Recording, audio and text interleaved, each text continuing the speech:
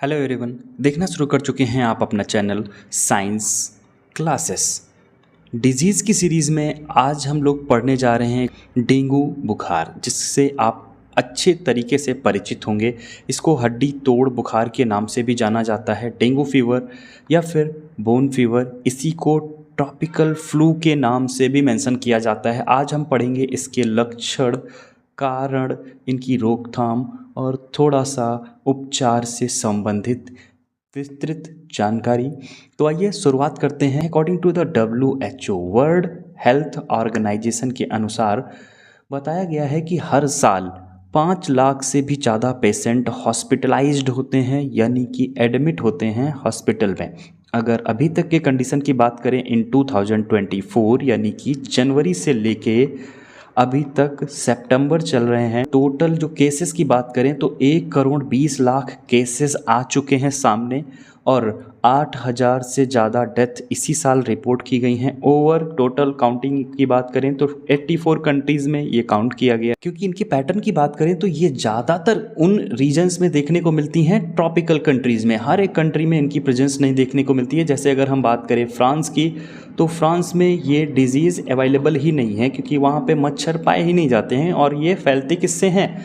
ये जो फोटो में दिख रहे हैं मच्छर। इंडिया में अभी तक 63,280 केसेस रजिस्टर किए जा चुके हैं। मच्छर के टाइप्स की बात करें तो एडीज़, एनाफिलीज़ और क्यूलेक्स, ये टोटल 3 टाइप्स के बेसिक मच्छर देखने को मिलते हैं। एडीज़ की 2 species, Aedes albopictus and Aedes aegypti, ये 2 स्पीसीज़ मेजरली एक्सपैंड करने का काम करती हैं डेंगू के फीवर्स। इनकी प्रेजेंस की बात करें तो ट्रॉपिकल और सब ट्रॉपिकल रीजन्स में ये देखने को मिलते हैं। ट्रॉपिक रीजन वो होते हैं जो जस्ट इक्वेटर लाइन, यानी कि जो अर्थ को 2 हिस्से में डिवाइड कर रही होती है हॉरिजॉन्टली, उसको हम इक्वेटर बोलते हैं। इक्वेटर लाइन के आसपास 23 ट्रॉपिक ऑफ कैंसर और ट्रॉपिक ऑफ कैप्रिकॉर्न के बीच का जो हिस्सा होता है, इस रीजन को हम ट्रॉपिक एंड सब ट्रॉपिक 2 लेवल्स में डिवाइड कर देते हैं। और ज़्यादातर अगर हम बात करें तो जो ये डेंगू डिजीज़ देखने को मिलती है वो इन्हीं रीजन्स में देखने को मिलती है। रेन के बाद ज़्यादातर चूँकि सीज़न होती हैं, बरसात आती है, बरसात के बाद सितंबर और नवंबर के महीने में आपको ज़्यादा केसेस रिपोर्ट किए हुए देखने को मिलते हैं। डे टाइम में इनके मच्छर ज़्यादा काटते हैं, रात के समय भी काटते हैं, पर कम comparison to the day time. ये ज़्यादातर साफ़ पानी में अंडे देते हैं और ये ग्रो करते हैं मच्छर। इनका काम क्या होता है? ये हमारी स्किन पे आते हैं, अपने दांत जो पियर्सिंग एंड सकिंग टाइप के होते हैं, ये दांत हमारी स्किन में चुभोते हैं और निडल की तरह ब्लड को सक कर लेते हैं, ऊपर की तरफ खींच लेते हैं। फिर ये उड़ते हैं, एक जगह से दूसरी जगह जाते हैं, किसी दूसरे को वही मच्छर काटते हैं। तो क्या होता है, यही जो ब्लड इनके थ्रू सलाइवा में पहुंचा था इनके, और फिर सलाइवा के थ्रू किसी दूसरी स्किन में जब पहुंचता है तो दूसरी स्किन पे वो ट्रांसफ़र कर देता है वायरस। अगर एक पर्सन को डेंगू है, उसको मच्छर काटता है, तो दूसरे पर्सन जिसको डेंगू नहीं है उसको काटते ही ये वायरस उसकी बॉडी में ट्रांसफ़र हो जाएगा। इन वायरस के पैटर्न की बात करें तो फ्लैवी वायरस जीनस के ज़्यादातर कंपोजिट देखने को मिलते हैं। इनमें टोटल 4 डेंगू वायरस 1, 2, 3 एंड 4 यानी कि DENV 1 to 4 टाइप्स देखने को मिलते हैं। ये वायरसेस काज करते हैं डेंगू। तो डेंगू मच्छर की वजह से फैलता है, पर मच्छर की वजह से काज नहीं होता है। काज होता है किसकी वजह से? इन वायरस की वजहों से। अब डेंगू जब बॉडी में पहुंच जाता है तो कुछ लक्षण प्रदर्शित होते हैं। उन लक्षणों के बारे में अगर बात करें तो फीवर, बुखार की अगर हम बात करें तो बहुत हाई फीवर रिपोर्ट किया जाता है और ये 2 से 7 दिन या इससे ज़्यादा समय भी रह सकता है। 104 डिग्री फ़ारेनहाइट तक का टेम्परेचर रिपोर्ट किया जाता है। बॉडी में जगह पे पेन देखने को मिलते हैं, हेडेक, बैक पेन, मसल्स में पेन, इसके अलावा जॉइंट बोन्स के बीच में पेन देखने को मिलता है। इसके अलावा आँखों के पीछे आपको पेन यानी कि दर्द फील देखने को मिलता है। इसके अलावा कुछ कंडीशन देखने को मिलती हैं, नासिया यानी कि नाक बहने लगती है, और वोमिटिंग की कंडीशन देखने को मिलती है। इसके अलावा पेरिस्टाल्सिस यानी कि फिसीज भी ज़्यादा आपको देखने को मिल जाती है इस ड्यूरेशन में। रैसेस जो बॉडी पे चकत्ते लाल रंग के नज़र आते हैं, ये फीवर स्टार्ट होने से 2 से 5 दिन के अंदर आपको नज़र आ जाते हैं, स्टार्ट हो जाते हैं। इसके अलावा ब्लीडिंग भी देखने को मिल सकती है कुछ केसेस में, नाक से, गम्स के माध्यम से, या फिर अगर हम बात करें स्टूल और वोमिटिंग यानी कि लैट्रीन के साथ और उल्टी के साथ खून भी कम मात्रा में आपको देखने को मिल सकता है। इसके अलावा बात करें फटीग, थकावट यहाँ पे बहुत ज़्यादा देखने को मिल सकती है। टाइप्स की बात करें तो टोटल डेंगू 3 प्रकार का हमें देखने को मिलता है। सबसे पहले टाइप ऑफ डेंगू की बात करें तो लाइट डेंगू फीवर, ये बहुत हल्का देखने को मिलता है। माइल्ड सिम्टम से इनकी शुरुआत होती है, लेकिन ये रिस्की भी देखने को मिल सकता है। ये एक्चुअली डेंगू तब फैलता है जब मच्छर काट चुका होता है और काटने के बाद 7 दिन बीत चुके होते हैं। लगभग 7 दिनों के बाद फीवर शुरू होता है अगर वायरस पहुंचा होगा, क्योंकि वायरस को भी बढ़ने में टाइम लगता है ना, अंदर खुद को चेंज करने में और फिर सेल के साथ रिएक्शन करने में टाइम लगता है। तो टाइम ड्यूरेशन जो रिक्वायरमेंट होता है उसके बाद फीवर शुरू होना स्टार्ट होते हैं। तो लाइट डेंगू फीवर। दूसरा, इनकी सीवियरिटी के हिसाब से लेवल देखने को मिलता है ब्लीडिंग डेंगू फीवर। शुरुआत तो इसकी हल्के सिम्टम से होती है, लेकिन धीरे धीरे बॉडी के अदर पार्ट से ब्लीडिंग या इंटरनल ब्लीडिंग के सिम्टम्स देखने को मिल सकते हैं, इसलिए इसको हम ब्लीडिंग डेंगू फीवर बोलते हैं। तीसरा टाइप देखने को मिलता है डेंगू शॉक सिंड्रोम। इसकी वजह से जो ब्लीडिंग होती है ज़्यादातर ब्रेन में देखने को मिलती है। ये बहुत ज़्यादा सीवियर कंडीशन देखने को मिलती है, ब्रेन में ब्लीडिंग हो जाती है, जिसकी वजह से ब्रेन हिमरेज जैसे चांसेस बन सकते हैं और ये लीड कर सकता है डेथ को, यानी कि मृत्यु दर प्राप्त हो जाती है just because these conditions arises.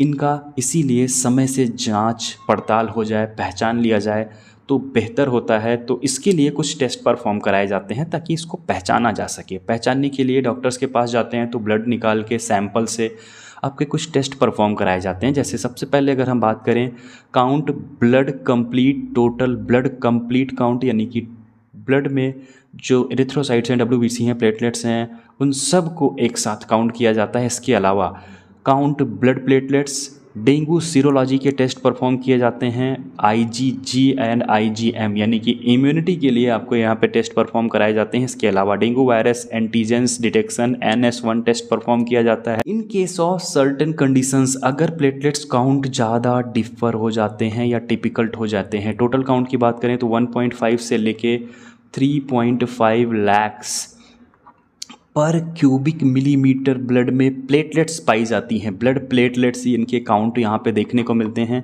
ये काउंटिंग होनी चाहिए। अगर 1 लाख 1.5 लाख से कम होते हैं, 1 लाख तक के आसपास के रीजन में, तो डिफ़िकल्टी चांसेस हो सकते हैं कि डेंगू के सिम्टम्स हों। लेकिन अगर इनके नंबर्स और फॉल करते हैं तो ये कन्फर्मेशन डेंगू के टेस्ट या सिम्टम्स नज़र आने लगते हैं। उस केस में अगर 50,000 से कम प्लेटलेट्स काउंट देखने को मिलती है तो सजेस्ट किया जाता है कि हॉस्पिटल की तरफ रवाना हो लिया जाए, क्योंकि सीवियरिटी हो सकती है। और अगर प्लेटलेट्स काउंट 20,000 से कम हो जाते हैं तो ये शॉक टाइप सिंड्रोम, यानी कि डेंगू शॉक सिंड्रोम आपको देखने को मिल सकता है। उस केस में जब आप हॉस्पिटलाइज हो जाते हैं तो LFT, RFT, चेस्ट के एक्सरे, ECG और UCG अदर कुछ और टेस्ट परफॉर्म कराए जाते हैं, जिससे जानकारी ली जा सके कि आपके जो ऑर्गन्स हैं वो प्रॉपर काम कर रहे हैं या नहीं।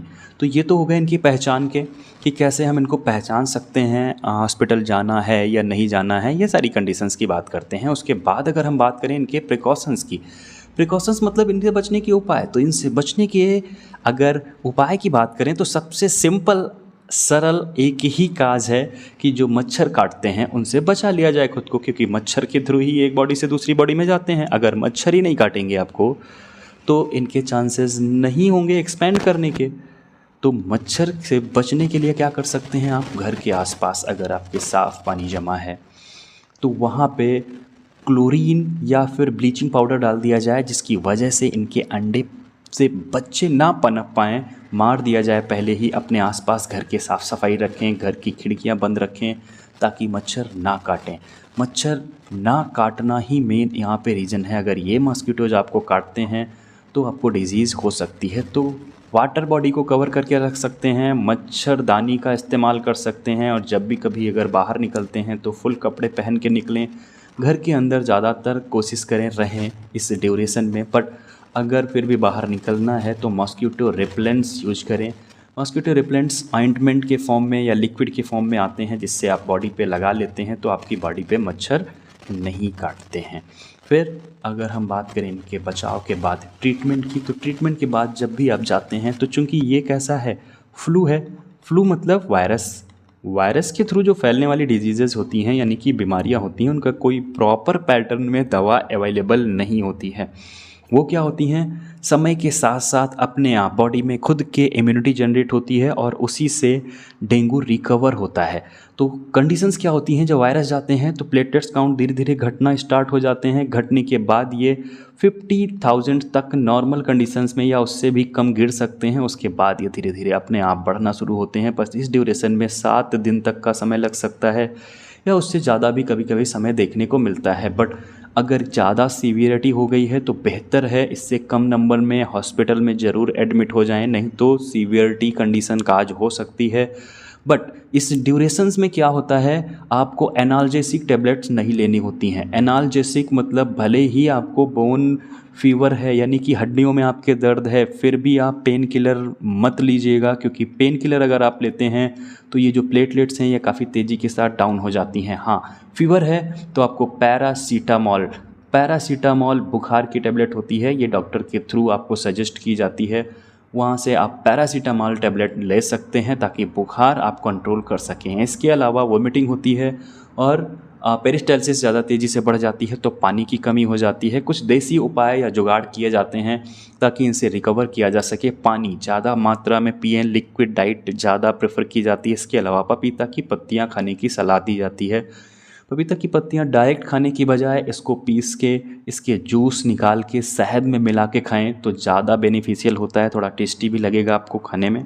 इसके अलावा ज़्यादा मत लीजिएगा इसको, क्योंकि अगर ज़्यादा डोजेज लेते हैं तो ये आपके लीवर सेल्स को डैमेज कर सकती हैं। लिमिटेड 2 से 3 दिन थोड़ी मात्रा में आप लेंगे तो ये प्लेटलेट्स बढ़ाने में बहुत ज़्यादा महत्वपूर्ण योगदान प्ले करता है। बेसल लीव्स की बात करें, ऑरेंज जूस आप यहाँ पे ले सकते हैं, जिसकी वजह से आपकी बॉडी में एनर्जी की कमी नहीं होगी, एंटीऑक्सीडेंट भी बने रहेंगे। अनार है, पपीता है, इसके अलावा कीवी फ्रूट है, ऑरेंज है, टर्मरिक यानी कि हल्दी है, बेसिल की लीव्स हैं, पालक है और कोकोनट वाटर, ये कुछ डाइट में प्रेफर की जाती है। अगर आप डेंगू से पीड़ित हैं तो ये आपके रिकवरी में, फास्ट रिकवरी में काफ़ी हेल्प करते हैं। इसके अलावा पानी आप सफिशिएंट अमाउंट में पीते रहिएगा, क्योंकि अगर पानी की कमी हो जाती है बॉडी में तो आपको फिर आईवी ड्रिप लेनी पड़ती है, यानी कि नॉर्मल सलाइन का बॉटल चढ़ाया जाता है। देखते होंगे डॉक्टर्स के यहाँ हॉस्पिटल में जाते हैं तो बॉटल चढ़ रहे होते हैं लोगों को, वो पानी की कमी दूर करने के लिए ही किए जाते हैं। तो पानी की कमी ना हो उसके लिए बेहतर है ज़्यादा से ज़्यादा आप पानी पीते रहें। और पानी में अगर इलेक्ट्रॉल पाउडर घोल के पी रहे हैं, इलेक्ट्रोलाइट्स बराबर मिल रहे हैं तो आपको कोई समस्या नहीं होने वाली है। उम्मीद है डेंगू से संबंधित जो आपको जानकारी उपलब्ध कराई गई, जनरल इन्फॉर्मेशन डिटेल में समझ में आई होगी। अगर फिर भी कुछ असुविधाएं होती हैं तो नज़दीकी डॉक्टर से या हॉस्पिटल से आप संपर्क कर सकते हैं। किसी तरह के अन्य बीमारी के बारे में अगर जानना चाहते हैं तो नीचे कमेंट बॉक्स ओपन है, या फिर इंस्टाग्राम आईडी का आपको लिंक मिल जाएगा हमारे चैनल का, डायरेक्टली आप वहां से हमसे जुड़ सकते हैं। चैनल अगर सब्सक्राइब नहीं किया है तो सब्सक्राइब ज़रूर कर लीजिएगा और दोस्तों और रिश्तेदारों के साथ भी शेयर कर दीजिएगा ताकि वो भी इससे संबंधित डिटेल इन्फॉर्मेशन प्राप्त कर सकें। मिलते हैं अगले डिजीज़ के वीडियो के साथ, अभी के लिए इतना ही। जय हिंद।